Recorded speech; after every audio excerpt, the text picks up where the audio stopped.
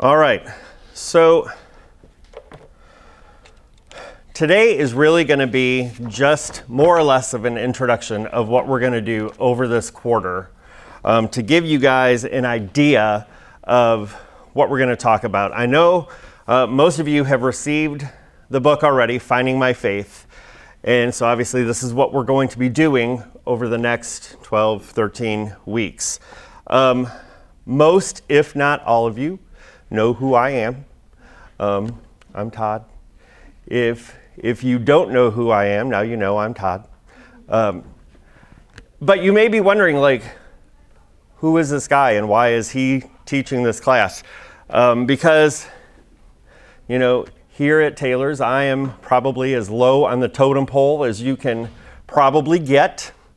Meaning I'm not one of our preachers or elders or deacons or anything. I am just me.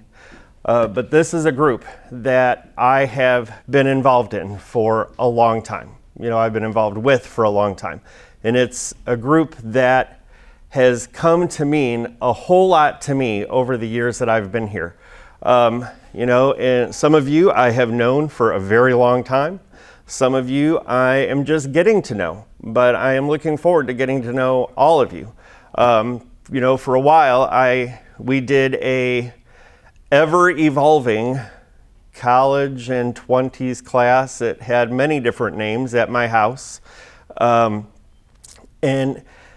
that we have not done that as much this year as we have the last probably 3 years. But this is a class that especially our college students have been asking for, that we have a college class here at Taylor's. And this year, if you don't know, we actually have about 8 or 9 college students at Taylor's. That's a big number for us. It's great to have that many kids who are here going to school. A lot of them, maybe kids that are from here at Taylor's, but there are several that have come in to this area to go to school. And so we are so grateful to have that number of college students here.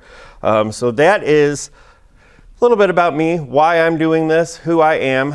I am teaching this class with Joe this semester, and he has not been happy that he had to miss this first class, but he and Sandra are over in Alabama for a family thing that they're doing, and he will be back on Wednesday. So this truly is going to be a co-teaching kind of a thing this quarter, but I get to kick it off with him being out of town today.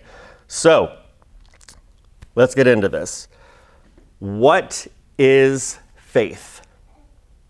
So before, if you have been in any class with me before, you probably know I like definitions. And so I will often use a definition as a starting point for us. But before we get into that, tell me in your words, what is faith? Trusting in something or someone without seeing them. Okay, good. Anybody else? I'd say confidence in something that, not necessarily lacking evidence, but confidence in something that you may not have tangible evidence to point toward. Yeah, Tony. I was going to say, building off that, confidence actually means confide, which is Latin for with faith. So it's like a trust in and bolstered. So. Yeah. Anybody else? Because don't worry, I have all of the dictionary app's definition of faith right here. All right? I don't doubt it. So when you look just in the basic dictionary app, it tells you 8 different things. 1, confidence or trust in a person or thing. A belief that is not based on proof. Belief in God or in the doctrines or teaching of religion. Okay, so we're kind of getting in maybe in our ballpark here. Belief in anything as a code of ethics, standards of merit, etc. A system of religious belief. the obligation of loyalty or fidelity to a person, promise, engagement, etc. 7 is the observance of this obligation, fidelity to one's promise, oath, allegiance, etc. Or number 8, Christian theology. The trust in God and in His promises as made through Christ and the scriptures by which humans are justified or saved. So which I think is a fairly decent definition for what we would be talking about in the environment that we're in. But let's look at the biblical definition of faith. In Hebrews chapter 11, we're going to look at verse 1. This is probably a verse that's super familiar to everybody in here.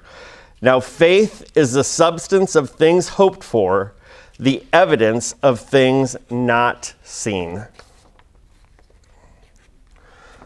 So as people of God, our faith needs to be at the core, the center of who we are. It needs to be the basis for every decision that we make. It's the direction for how we live our lives on a day-to-day basis. So how many of you have had the opportunity to at least glance through the book at all? Have you've been able to look through it a little bit? Okay, today we are mostly going to be in the introduction of the book today. So we will not even really get into much of chapter 1. So, Hey Todd, we left our books at home today, so that's fine. I'm going to borrow Ben. book. Yeah, hey, it's the first day of the fourth quarter. Yeah. Craig, you want a book?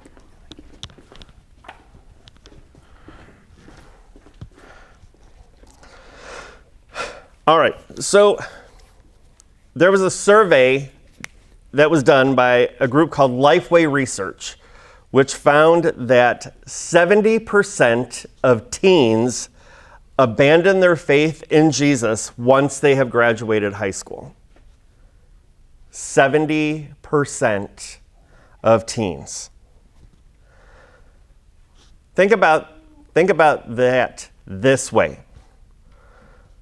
Right now here in Taylor's, with the birth of Zach and Colin's new baby, I believe, if I've counted right, we have 105 children between a couple weeks old and 18 here in our congregation. 105.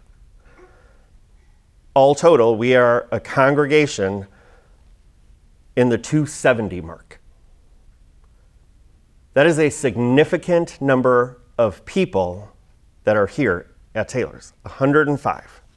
Okay?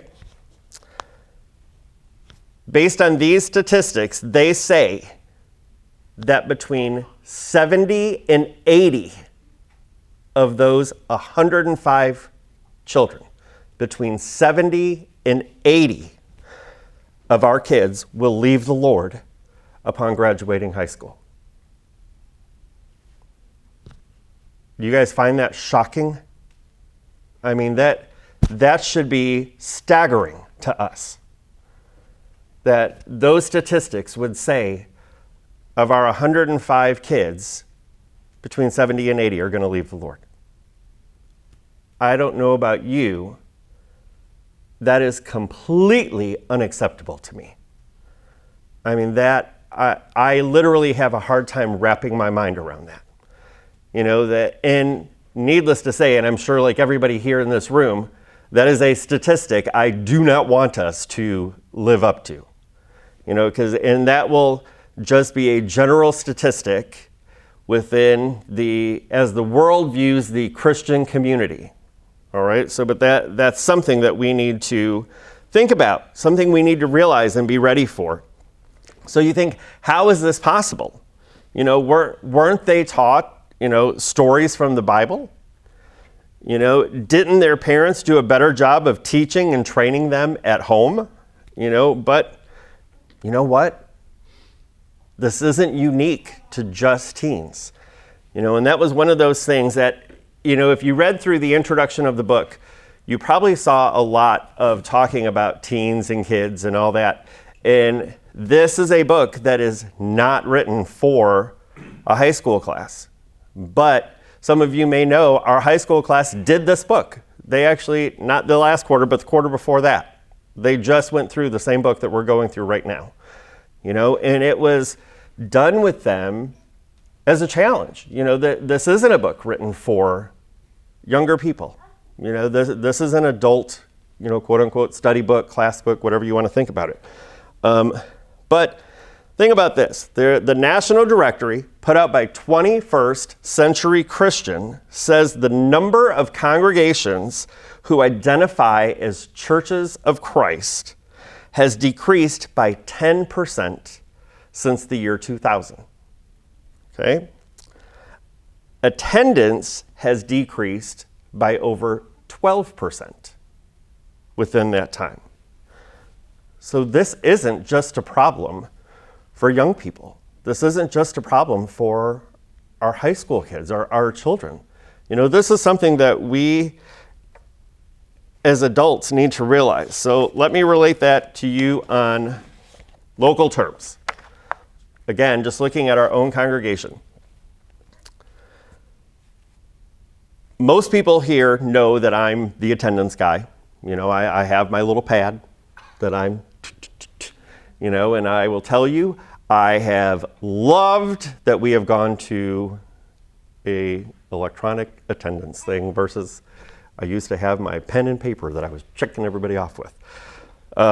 So in general, I can let you know what our numbers are all the time here. All right?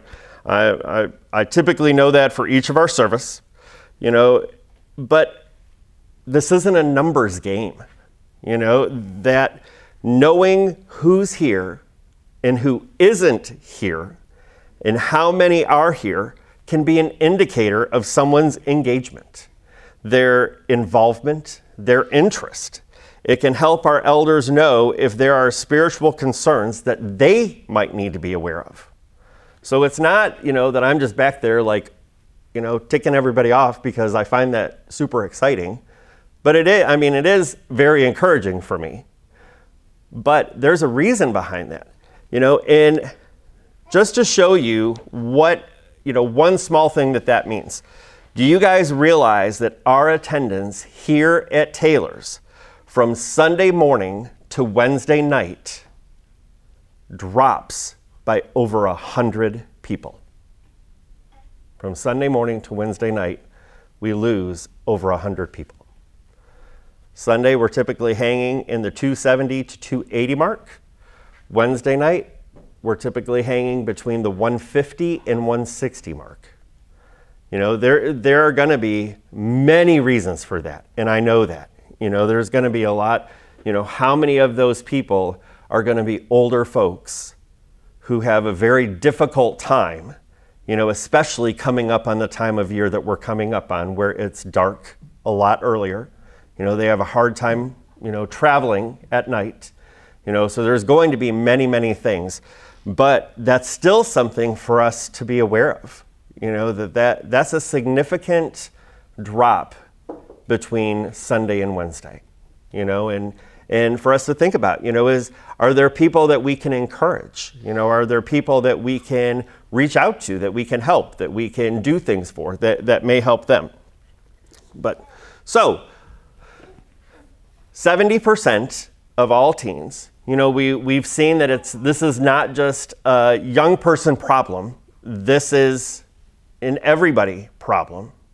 So what's the cause of this? Where does the blame lie? So, and typically, especially when we think of young people, we tend to blame outside influences.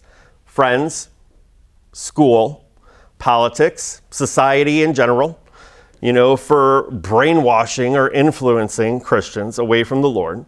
And very often we attribute that to young people. But are those influences that would affect all of us? Yeah, they can. But at some point, we have to take responsibility for our own actions, and for our own decisions. We can say, oh, well, such and such, or this or that, or, my friends, or this has affected me. And yes, that very well could be the case. But that ultimate decision is mine. I'm the one who's making that. And where am I? Let's take a look at 3 biblical examples. All right, so if you would turn with me to Daniel chapter 1.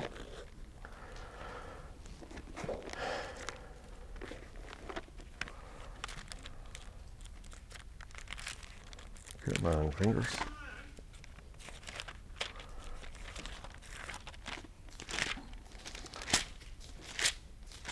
All right. I'll read Daniel chapter 1. I'm going to give the other 2 are going to be 1 Samuel 17, 34 through 37. Can I have a volunteer to read that? Anybody? Ben? All right. And then Luke 2, 41 through 47 will be the other one. Michael, you got that? All right. And that was 1 Samuel. 1 Samuel 17, 34 through 37. And I'll remind you guys of those when we get to them. So, Daniel chapter 1, verses 3 through 8. Then the king instructed Ashpenaz, the master of the eunuchs, to bring some of the children of Israel and some of the king's descendants and some of the nobles, young men in whom there was no blemish, but good-looking, gifted in all wisdom, possessing knowledge and quick to understand, who had ability to serve the king's palace, and whom they might teach the language and literature of the Chaldeans.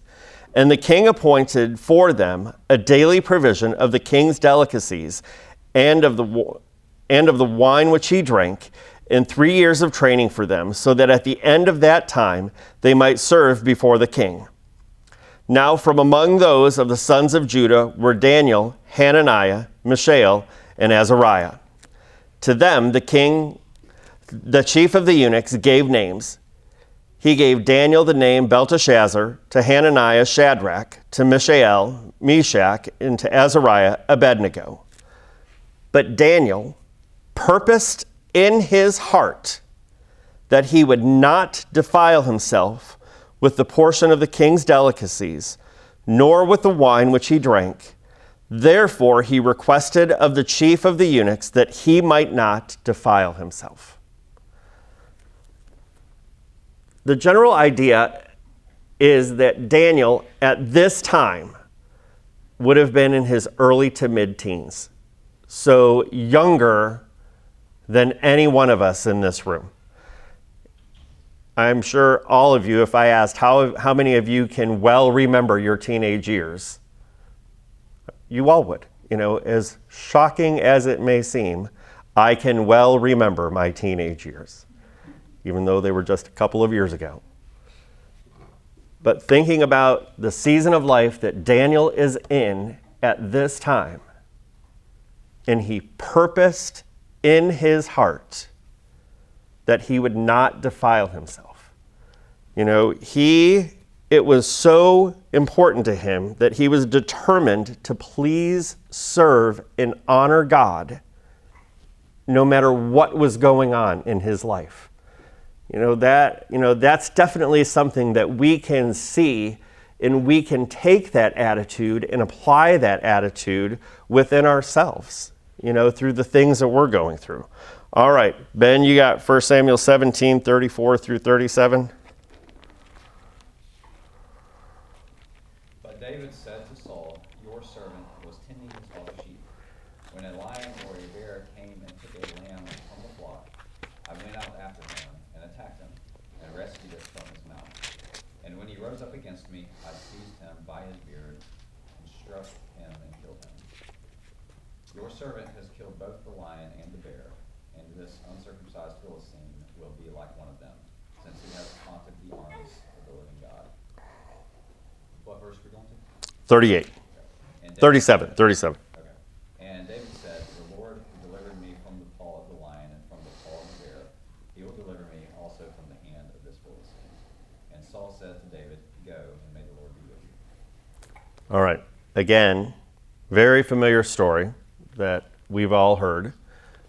David, and though we don't necessarily know his age, we know when he fought the bear and fought the lion and went and fought Goliath, he was a young man. He was a very young man. I would venture to guess younger than most of you guys in this room. And yet, he was so focused on, he knew the Lord was going to be with him through all of this. He had the level of faith that said, I'm not worried about fighting this Philistine. I've already killed a bear. I've already killed a lion. Protecting because God was with me. I'm not going to have a problem with this Philistine. I think how many of us have ever been in a position where we've had to kill a bear or a lion? Probably not very many. And if we did, it was probably with, a gun. And, so we probably a better circumstance than David would have had. But we can see the level of faith that he had. All right. And then Luke 2, 41 through 47. All right, you got that, Michael? Yep. His parents went to Jerusalem every year at the feast of the Passover. And when he was 12 years old, they went up to Jerusalem according to the custom of the feast. When they had finished the days, as they returned, the boy Jesus lingered behind in Jerusalem, and Joseph and his mother did not know it. But supposing him to have been in the company, they went a day's journey and sought him among their relatives and acquaintances. So when they did not find him, they returned to Jerusalem, seeking him. Now so it was that after 3 days they found him in the temple, sitting in the midst of the teachers, both listening to them and asking them questions. And all who heard him were astonished at his understanding and answers. So obviously this was Jesus. He was 12 years old, sitting in the temple, and everyone that was there was amazed with his teaching and understanding. And I'm sure there may be someone sitting in the room who's thinking, well, yeah, but that was Jesus. But it is so important for us to remember, for us to realize that, yes, this was Jesus, but he came to this earth and lived like we live as a human for the 33 years that he was on the earth. That this wasn't supernatural for him. This was him at 12 years old, sitting in the temple, teaching and having that level of understanding. Now, am I saying, do I look at our 12-year-olds and think that they would have this? No, surely not. And I would say chances are a lot of us at the season of life that we're in now would not be like he was at this time. But the fact that we can have a level of understanding of God's word, that we can spend the time, that we can have the desire, that we can have the passion for God's word, to use that as our guide in our life. That I think there's so much that we can take from this example of Jesus at this season of his life. And I would venture to guess that the youngest person in this room is still going to be 8 or 9 years older than Jesus was at that time. And how much can we learn from this instance of his life? So, Just a quick comment. Yeah. So I think that it's really important to remember that, and something that we can encourage young people about, is that we can come to Christ wherever we are. We're not going to have anywhere near the level of faith and the level of trust that some of these men have had in the past. It's something to strive for and work toward, absolutely. And these are encouraging examples to work toward a greater faith. But God does not expect us to approach him in perfection. It is not going to happen, and we're never going to be perfect. Yeah. But Christ makes us perfect through his blood. So we got to remember that. And I think a lot of young people maybe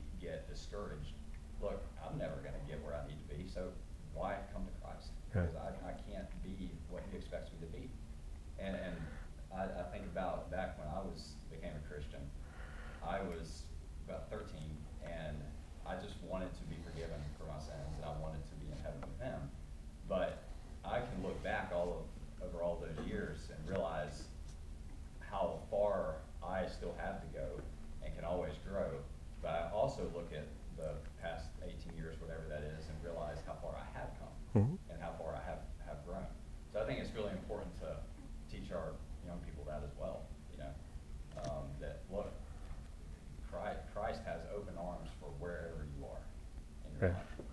Ben, you gave me my perfect segue. That was like, I couldn't have asked for that. But yes, that's something that I want all of us to think about in this class right now. Every single one of us is at a different place in our faith journey. There may be some that may be a little further along. There are some that you may be thinking, I feel really weak right now, or I feel like I don't know as much as I need to know, or whatever. That's okay. We have all been in different places in this journey. That is what this quarter is about.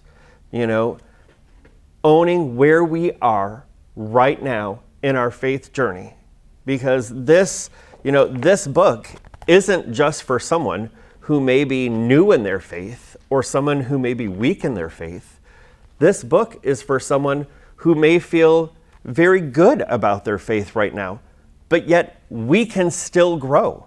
I always want to be growing no matter where I'm at. I want to be stronger. I want my faith to be deeper. I want my love for God and His Word to keep growing, because there's never going to be a time that I'm going to say, "Oh, I'm good. I'm right where I need to be." Because I'll tell you that is not the case. There is so much that we can still be doing.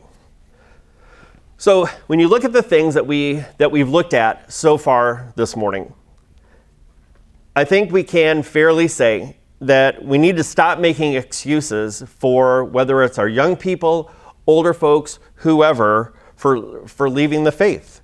We need to make sure that we are properly taught and properly motivated. Because I do think if we are properly taught, the chances are so much less likely that we would leave the Lord for any reason. So where is the disconnect? Where is that thing that could say as a younger person that they would choose to leave their faith? Because as kids, in a typical church environment, we are taught basic Bible stories from when we are babies up through middle school, essentially. And I'm looking at congregations that most of us would have been in growing up. Okay? Upon reaching middle school, we are thrown into the do's and don'ts of our faith. No sex, no drinking, no drugs, no smoking, no dancing, etc. The list of all the things to avoid. I think many of us can look back on our high school years and think of how many lessons did we hear on those things. I mean, if you're like me, many. Yes, Aubrey. The comment is, at the church that I went to, me and my sister, we just stopped going to the high school classes and started going to the adult auditorium because it was so discouraging. And I don't think you would have been the only people who would have done that. I think a lot of kids got to a point because, I think a lot of kids start to think, I have now heard 17 lessons on why I shouldn't drink, and I want to tell you, I am not discouraging those types of lessons.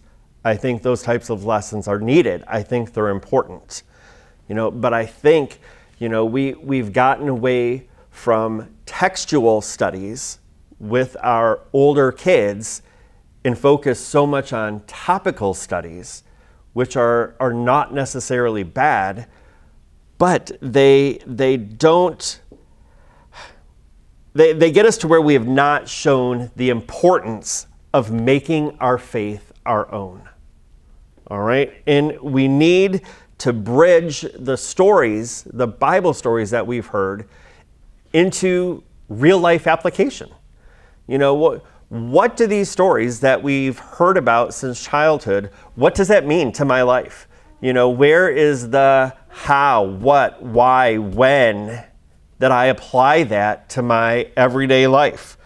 So in short, we've been taught the what of Christianity, but we haven't necessarily been taught the why of Christianity. Joe, yes. I think another unique challenge is if you grow up in a church environment, is because you're exposed to stories and scriptures over a long period of time, it can actually get to the point where you stop listening and you tune out. Because you've heard it so many times, it's almost like it's not even, doesn't have any kind of special meaning to you anymore. Sure.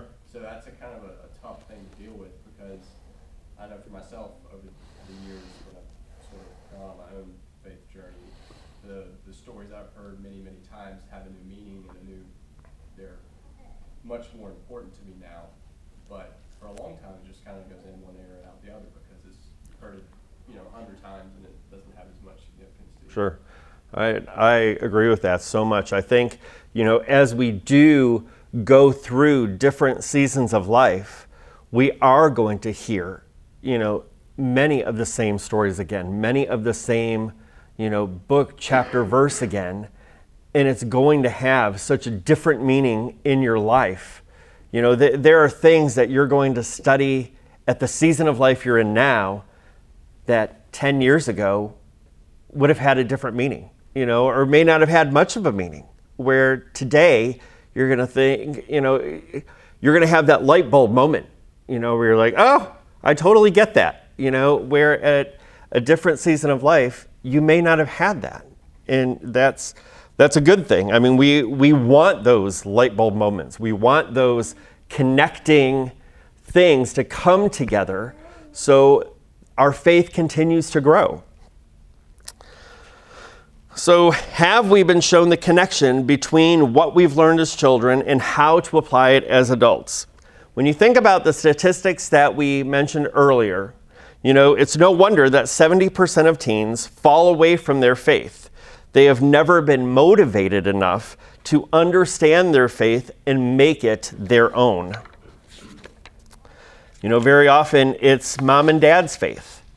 It's their preacher's faith. It's their Bible school teacher's faith. I want to tell you guys a quick story about my freshman year at Florida College. I was in my freshman Bible class, which if you are a student there, everybody takes freshman Bible. Your choice is which teacher do you want. And I was sitting in Royce Chandler's class, and I can honestly tell you, I don't remember the girl who made the comment, other than he stopped the class. And because she said something along the lines of, well, my mom and dad have always said, blah, blah, blah, blah, whatever. She didn't even get her full comment out, and he stopped the class. And he said, I'm not trying to embarrass anybody right now. But he said, you guys need to stop and think. I don't care what your mom and dad said. I don't care what your preacher said. I don't care what your Bible class teacher said. What do you say? What is your thinking when you're reading the passage that we're looking at right now? What are your thoughts? You have to get to a point where you make your faith your faith.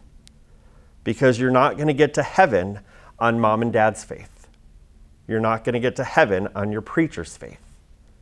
Where is your faith, and what do you say? Michael, yes. Going through high school, I asked a few of my friends that question about why do they believe and what do they believe. And of the numerous people I asked, I think I got one real answer that wasn't like, I don't know, or my parents, which isn't exactly shocking, but is concerning. Yeah. And it's, very often when you think about that season of life, that's going to be very common, and because we're growing, when you think about your middle school and high school years, even though at the time you may think like, I'm so cool, I'm so this, I'm so that. No, we're not. None of us were cool. None of us were like all that. We were, no. We look back and it's so easy to see I was incredibly awkward. I was a nerd. We were growing. That was a season of life that we were growing. But with scriptural things, with spiritual things, there's never going to be a season of life that we're not growing. I'm a big reader. I'm reading a book right now.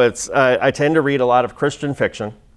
And the book that I'm reading right now, I just happened to read this little paragraph in the last couple of days, and I thought, oh, I feel like that's so in line with what we're talking about. So I want to read this to you guys. All right, phone. There we go. Now it's going to turn every which way except the one that I need.